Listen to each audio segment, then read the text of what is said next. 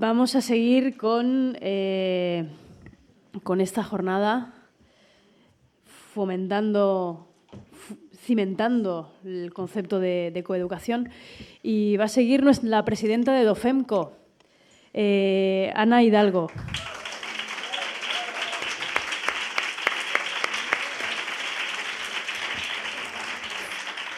No he acabado de presentarte, pero ya te aplauden.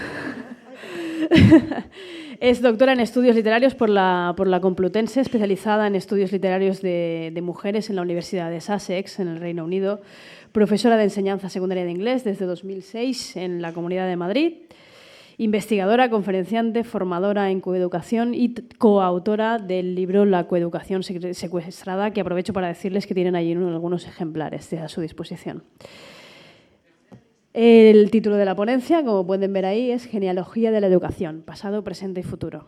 Ahora sí, adelante. Gracias. Bueno, pues buenos días a todo el mundo. Gracias, Nuria, por presentarme con tanto amor. Ahí, perfecto. Yo creo que esto puede pasar aquí.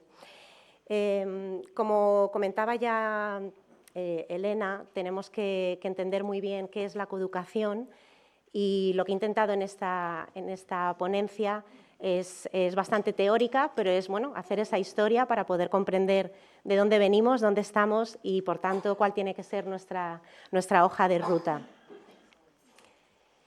Está dividida en 5 partes. Primero vamos a recuperar a aquellas mujeres que fueron precursoras de la educación de las niñas.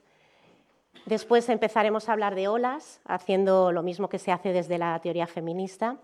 Hablaremos de la primera ola, donde hubo una vindicación de la educación como derecho universal para las niñas. La segunda ola será la vindicación de la escuela mixta, para que estudien junto a los niños los mismos contenidos. La tercera ola es esa vindicación de la coeducación, de la que ahora mismo bebemos nuestras maestras, que ha hablado primero Elena, después Amparo. Y la última ola, de la que formamos parte las docentes que estamos ahora mismo aquí, y sobre todo puedo afirmar rotundamente todas las profesoras de Dofemco, formamos parte de esta cuarta ola que, a diferencia de todas las anteriores eran vindicaciones. Sin embargo, la nuestra es defensiva. Es una ola en la que nos estamos defendiendo y defendiendo a las niñas contra la entrada del transgenerismo. Como veis, el inicio va a ser muy bonito y acabaremos un poquito deprimidas. Nuestras precursoras, ¿de quiénes bebemos?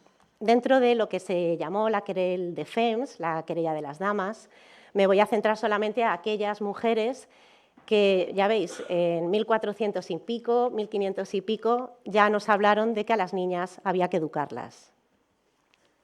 En el siglo XV comenzamos con Christine de Pizan, La ciudad de las damas, y sobre todo es muy interesante otro libro que publicó en el mismo año, el libro de las 3 virtudes, que fijaros que ya en el propio título lleva recogido en la enseñanza de las damas. Como obviamente es una ponencia en la que os voy a hablar, vamos a hacer genealogía, no me puedo detener, así que en verde vais a ir viendo los tratados que tendríamos que estudiar el profesorado, tanto en las universidades cuando se forman de manera inicial, como el profesorado cuando ya estamos en activo. Ahí lo vais a ir viendo en verde.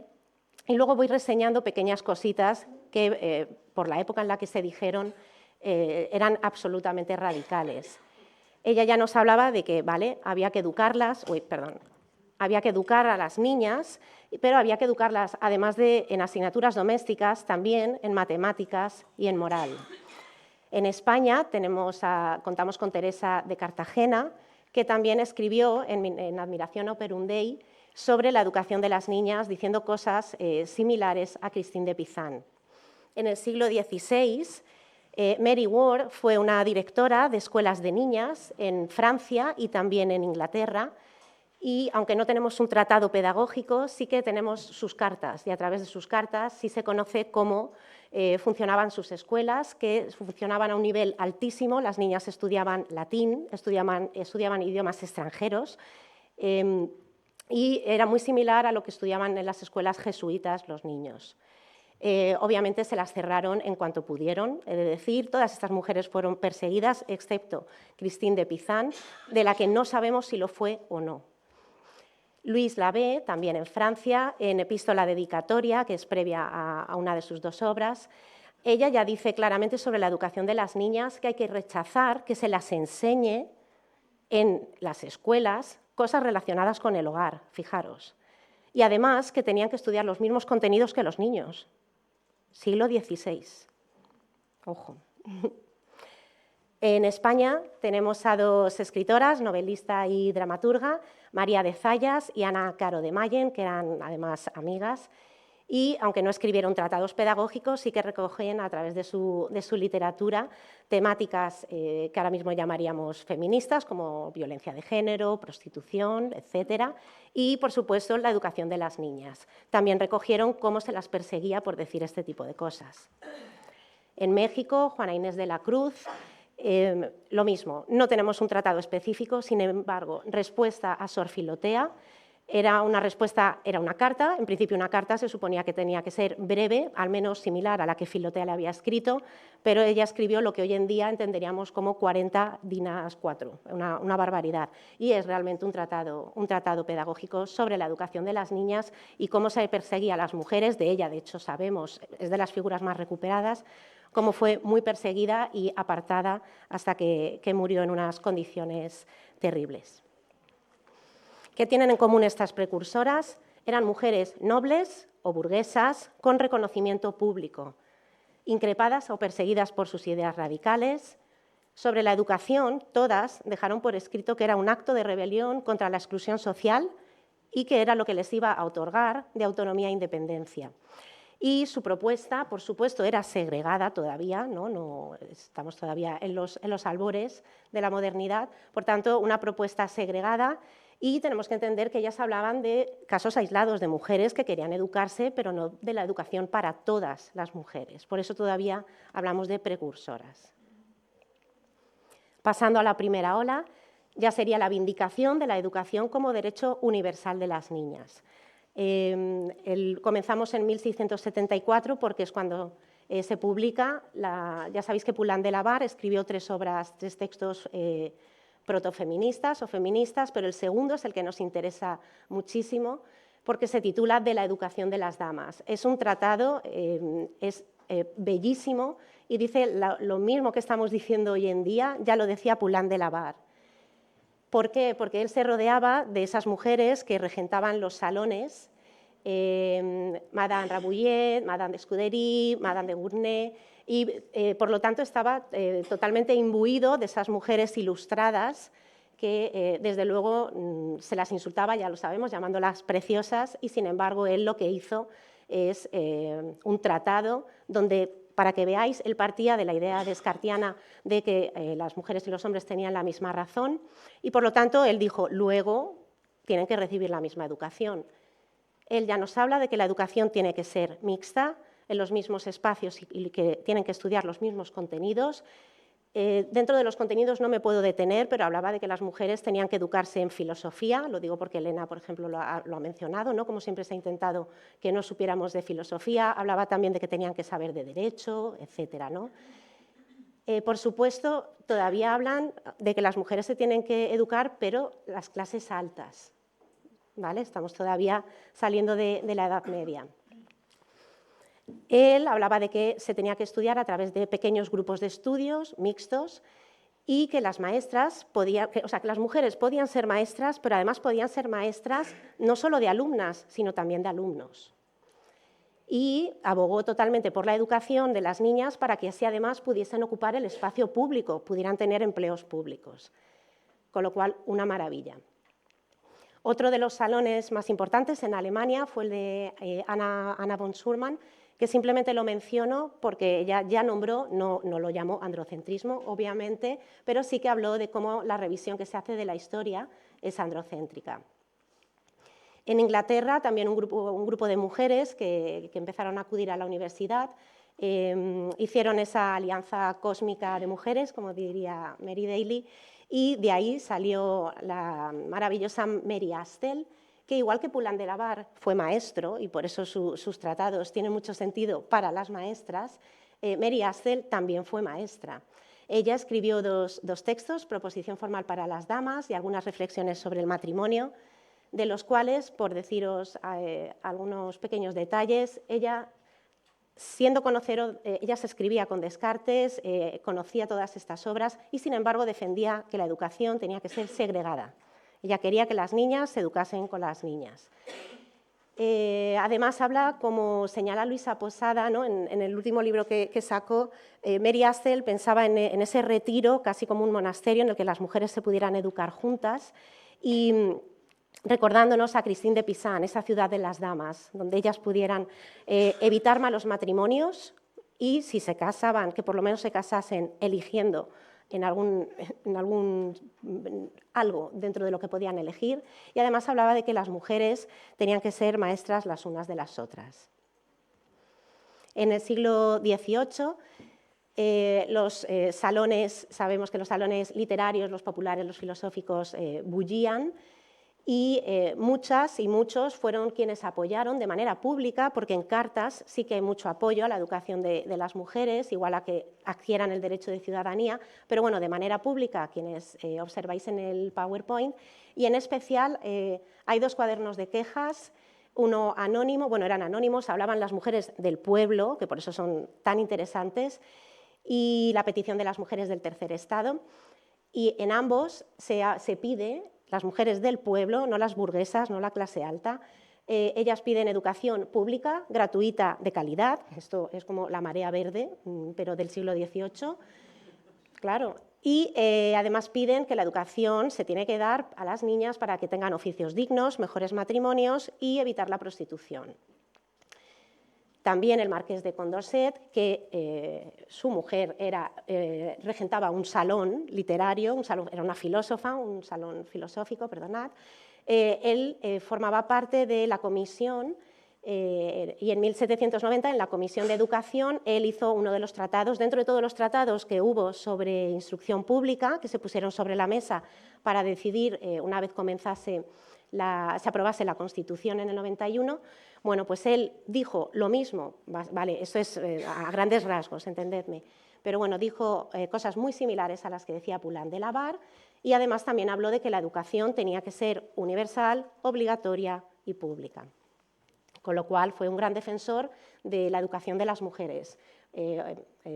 No sé si sabéis, murió en la cárcel y acabó, no se sabe si se envenenó, se suicidó, le mataron, pero bueno, no gustó mucho lo que dijo.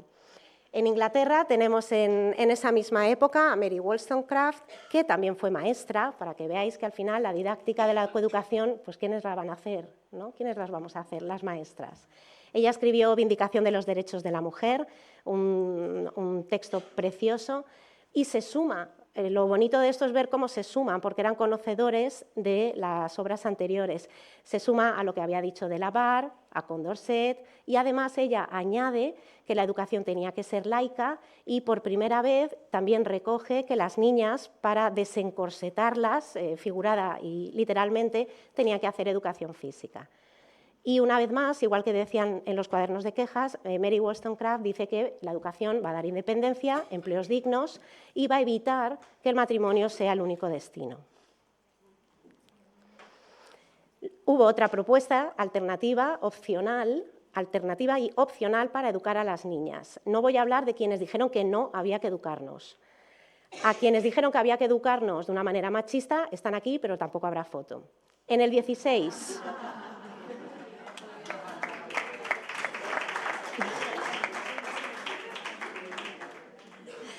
En el 16, aquí en Valencia, de hecho, seguramente hay algún colegio o instituto que se llame así, Juan Luis Vives, fue un moralista, un pedagogo, perdón.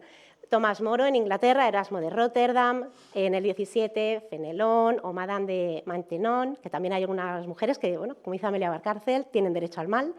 Rousseau, siglo XVIII, Rousseau. Kant, en Inglaterra Dr. Gregory o Fordyce, bueno, pues todos estos hombres sí creían que había que educar a las mujeres, porque ellos se preguntaban, claro, ahora ya salimos de la Edad Media, tenemos un montón de mujeres burguesas, no queremos que sean necias, No queremos que sean libertinas, pero tampoco queremos que sean cultas. Pues nada, como dice Marcela Lagarde, pues que sean madre-esposa. Y de ahí la educación que tenemos hoy en día. Ganó Rousseau, básicamente. En España, todo esto se vertebra en 1812 en la Constitución de la Pepa, en Cádiz, y por primera vez aparece la educación como derecho universal para los niños, no para las niñas, solo para los niños. Sin embargo, en clase, en segundo de bachillerato, yo cada vez que entro y veo que la profesora de historia les pone que el derecho de la educación se consiguió en 1812, yo me pongo mala. Se lo explico, hago lo que puedo, pero se sigue explicando que ahí fue cuando se consiguió el derecho a la educación. Los maestros, por tanto, nos dice la Constitución, les van a enseñar a leer, a escribir, a contar, el catecismo, obligaciones civiles. Las maestras van a ser analfabetas y funcionarán simplemente para recoger a las niñas, sobre todo en las ciudades, que no estuvieran fuera, que no se prostituyesen, que hubiera higiene, que estuvieran recogidas y así que pudieran aprender un poquito de moral, de conducta y de manera vicaria que las madres también aprendiesen un poco. Con la industrialización sí que se enseña a leer y a escribir a las maestras, pero no porque se crea en que hay que instruir a las maestras, no, es que la mano de obra en las fábricas necesita saber cómo utilizar las máquinas. Por eso hay que alfabetizarla. Por supuesto, van a seguir ejerciendo de modelos de conducta. De ahí que en la ley Moyano, en el 57, aparezca por primera vez ya recogido el derecho de la educación de las niñas.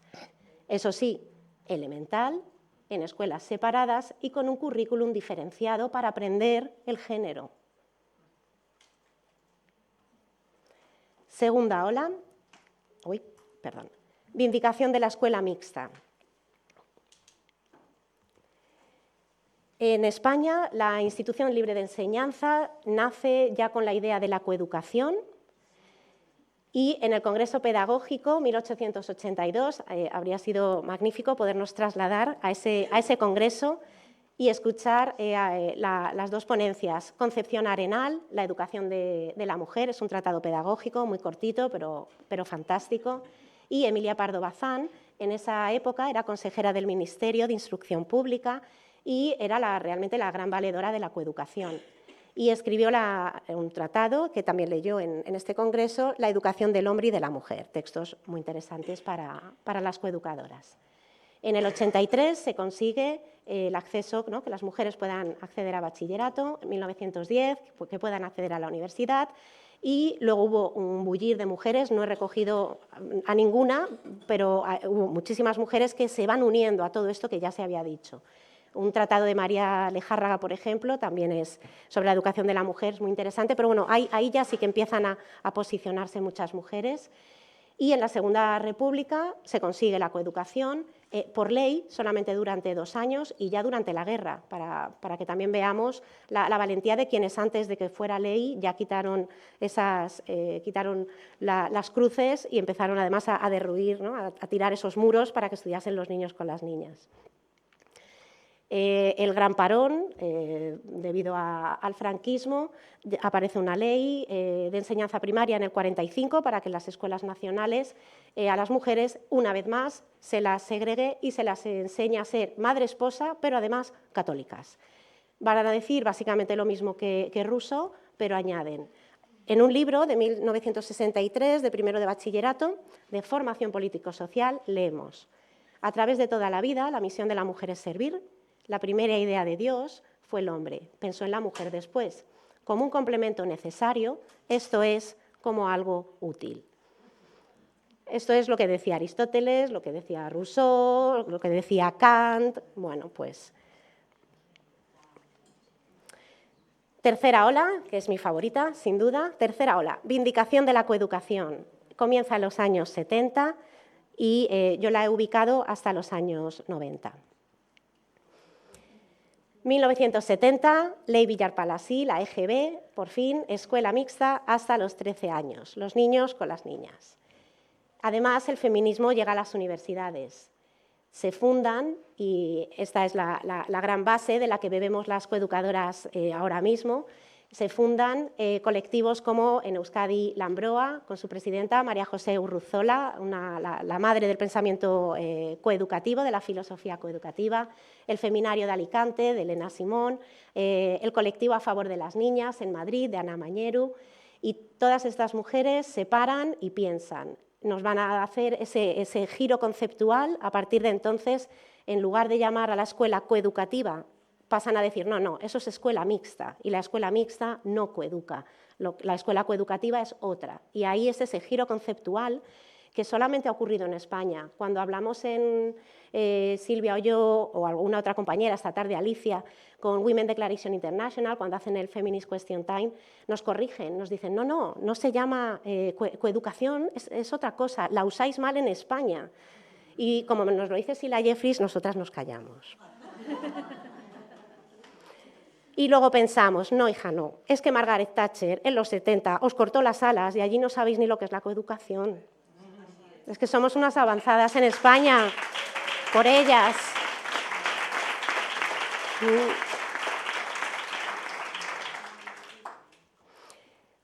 Años 90, década dorada de la coeducación, se aprueba la LOCSE, ya por fin con el eje transversal coeducativo, que hemos tenido creo que 8 leyes educativas, siempre ha estado el eje coeducativo. En algunas regiones se ha impulsado muchísimo más. En Madrid nunca ha habido coordinador de igualdad ni coordinadora de igualdad. Para que os hagáis una idea, somos muy libres, pero no hay coordinadoras de igualdad. Claro, para que veamos que un eje apartado se puede hacer o no, y lo que hay que reivindicar es que esté dentro de los contenidos que tenemos que enseñar en el aula, no como un eje.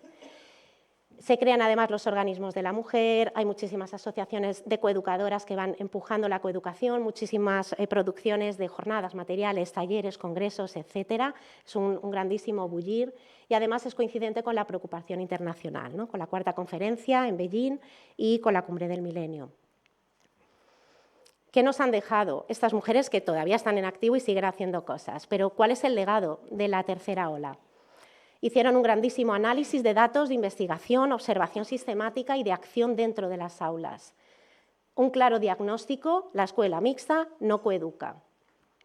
Y además nos dijeron por qué. Analizaron y sabemos por qué y cómo evitarlo, cómo hay que reconstruirlo. ¿Por qué? Porque reproduce y transmite la socialización diferencial de los sexos, que es lo que nos decía anteriormente Isabel y también Elena. Y nos van a marcar dónde están los 3 grandes pilares machistas. El androcentrismo del currículum, que como dice Ana López Navajas, es un fraude social, cultural y educativo. El currículum que tenemos ahora mismo es fraudulento, falta la mitad de los saberes y la mitad de la humanidad. No está recogido ahí. En segundo lugar, el profesorado estamos haciendo de correa de transmisión del machismo y del sexismo, que es a lo que llamamos currículum oculto, por el hecho de formar parte de una sociedad patriarcal, donde les hablamos de manera desigual, nos comunicamos de manera desigual con los chicos que con las chicas. Además, no esperamos lo mismo de ellas que de ellos, les exigimos diferente y valoramos de manera diferente también sus aptitudes. Y en tercer lugar, tampoco les permitimos elegir de manera libre los estudios que quieren hacer en el futuro. Y el último pilar, digamos, es el hecho de que la enseñanza sea una profesión feminizada. Hoy no podemos ahondar en esto, quizás luego en el debate, pero eso también tiene un significado. Al final se reconoce como una semiprofesión la enseñanza porque la hacemos las mujeres y con lo cual pues eso también permea. Los objetivos, tal y como los entendemos desde Dofemco, en la tercera ola, los objetivos que ya nos marcan, qué tenemos que hacer las coeducadoras, qué tenemos que exigir a las políticas para que se consiga la coeducación. Coeducar es garantizar el acceso a la educación obligatoria para todas las niñas. Esto no ocurre. Tenemos muchas niñas que en primero de la ESO o en segundo de la ESO desaparecen de las aulas. Tenemos que formar a chicas y chicos en relaciones justas, basadas en la igualdad y en el respeto. Tercero, hay que erradicar las actitudes, los comportamientos y los valores que sustentan la violencia contra las niñas y contra las mujeres. Y por último, el último objetivo general, digamos, hay que garantizar una educación libre de androcentrismo, sexismo y machismo. Pero además de marcarnos esto, que nos ayuda porque es la hoja de ruta, nos dijeron cómo lo tenemos que hacer. Primero, hay que reconocer a las alumnas como sujetos de la educación. Las mujeres desde la Revolución Francesa somos ciudadanas de segunda y como alumnas también son alumnas de segunda y eso no se puede permitir. Hay que reconocerlas como sujetos. ¿Cómo? A través del lenguaje, revisando su representación y distribuyendo de manera igualitaria el tiempo y el espacio, como también nos explicó y luego lo hará Amparo Tomé. Además, hay que revisar y compensar los contenidos académicos androcéntricos, un trabajo que ha hecho Ana López Navajas y su equipo espectacularmente bien. Se podría directamente meter eso en el currículum y estaría solventada. La mitad de la humanidad ya está recogida, ese trabajo ya está hecho. El problema es que hay que decidir qué hombres salen de los contenidos. Claro. Y, por último, hay que incluir la educación afectivo-sexual en el currículum oficial. No que sea un eje y que esté por ahí perdido, hay que hacerlo, pero ¿cómo? ¿Cómo lo hacemos? Bien, nos dejaron muchísimos libros, yo solamente he puesto algunos. Los libros de arriba hicieron que pudieran existir los libros de abajo. Bebemos de ellas, de las que en los 70 y en los 80 trabajaron tantísimo.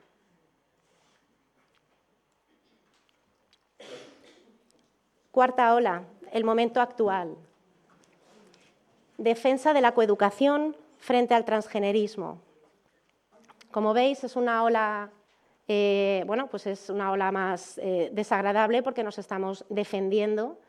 A las mujeres siempre se nos ha perseguido, a las mujeres feministas. Ana Mañeru me comentaba hace un par de semanas que en Madrid las hicieron la vida imposible también al colectivo de las niñas.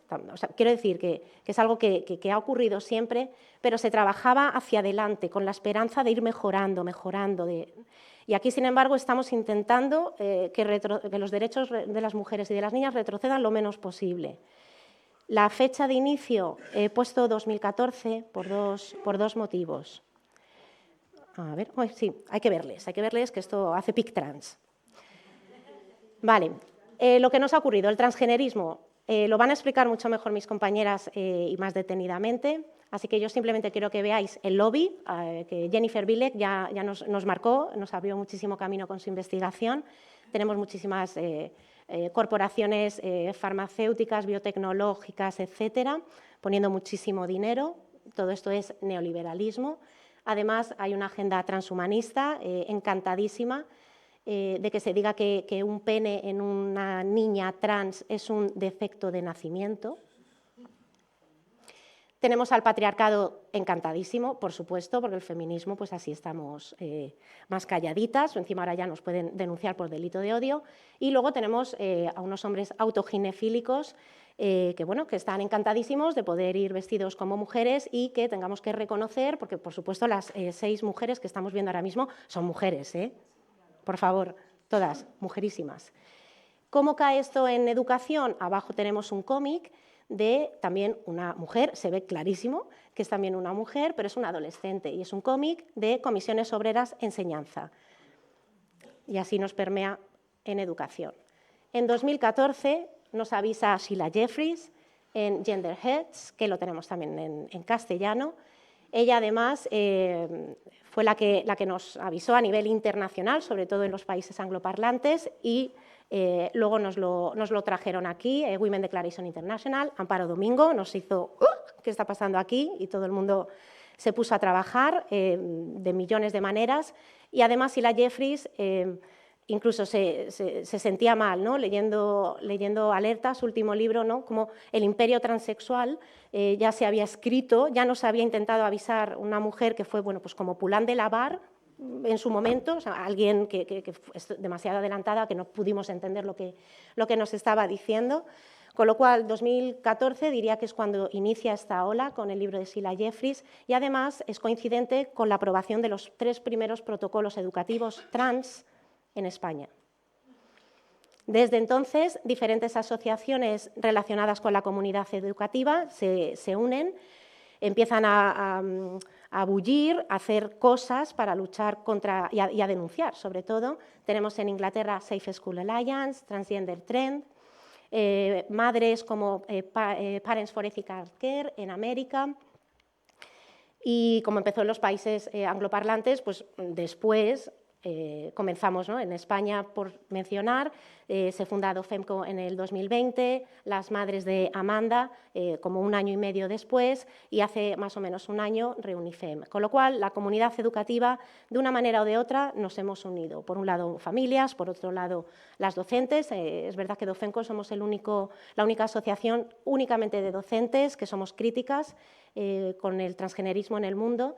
Hay otra en Nueva Zelanda, pero no hemos conseguido, no sabemos si se han llegado a atrever a hacerlo y a salir públicamente o no. Y todas estas voces las pudimos reunir en el primer congreso que hicimos en el 2021, y fueron 3 días, el primero para el profesorado universitario, para poder conocer cómo había entrado el transgenerismo en la universidad y cómo las profesoras universitarias se estaban quedando bien sin subvenciones, bien las estaban acosando, bien se habían marchado de la universidad, etc. Segundo día, hablamos las profesoras de infantil, primaria y secundaria, básicamente contando toda la formación del profesorado que se nos estaba dando, las formaciones que había y mostrándola. Y el último día hablaron madres y también alumnas que habían destransicionado y demás. En ese congreso hubo más de 40 testimonios y más de la mitad fueron anónimos. Lo digo para que se note que en este segundo congreso todas mis compañeras ponen la cara.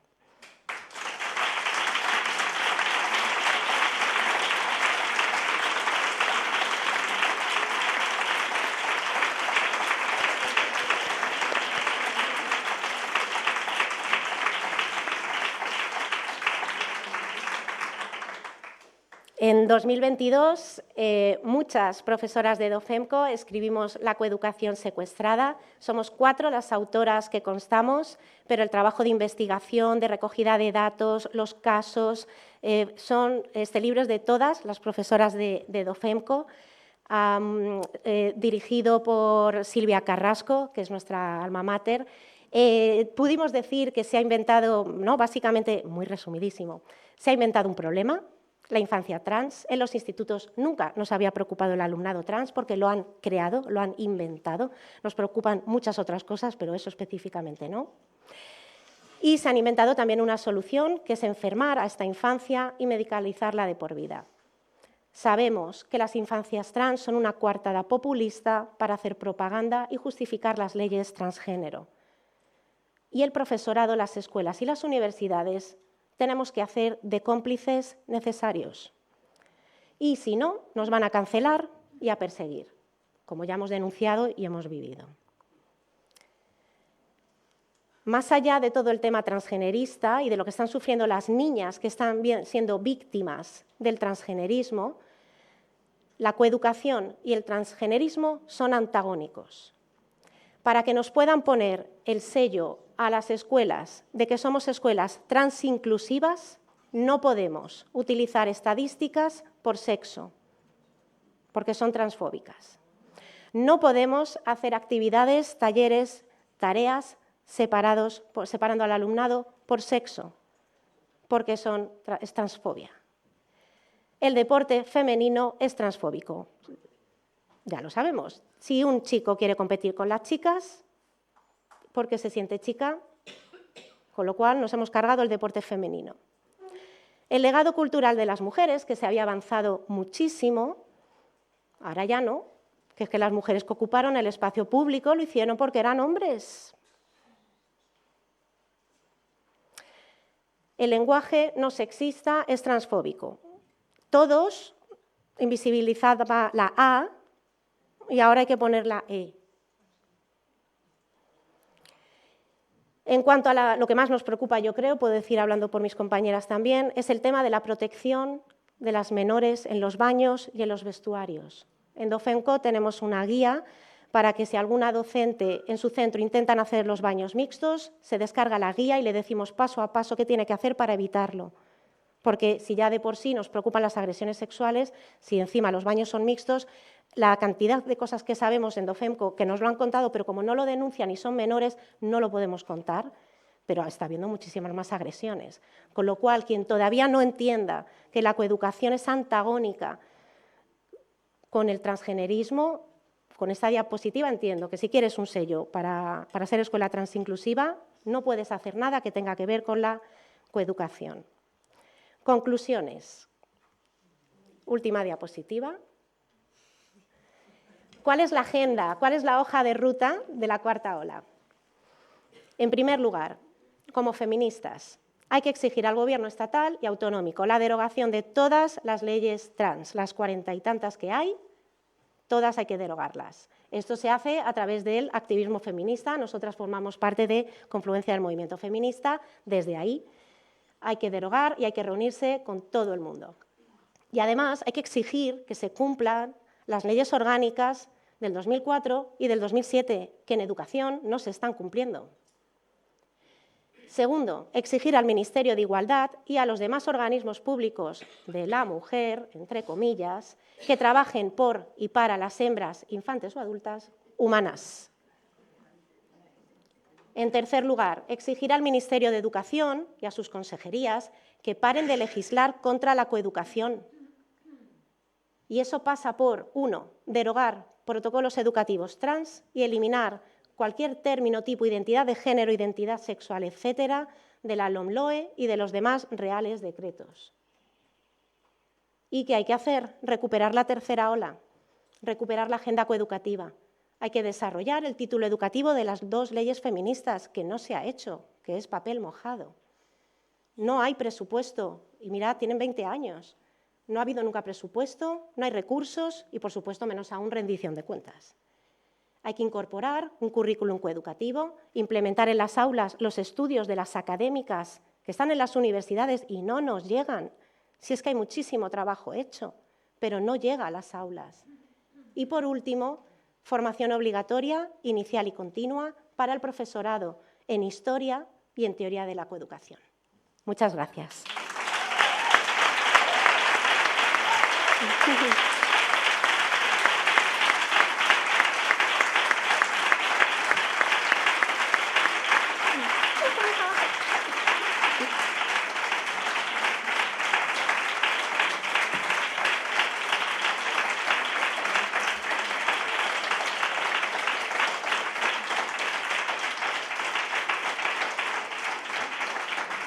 Me voy ya, ¿no? Bueno, pues muchas gracias, Ana, por estos 5 o más siglos de historia. No me he descontado porque soy de letras, muy de letras. Vamos a hacer un descanso hasta las 12, si no me equivoco, y así pues nos cafeinamos y todas estas cosas que tenemos que hacer. Muchas gracias.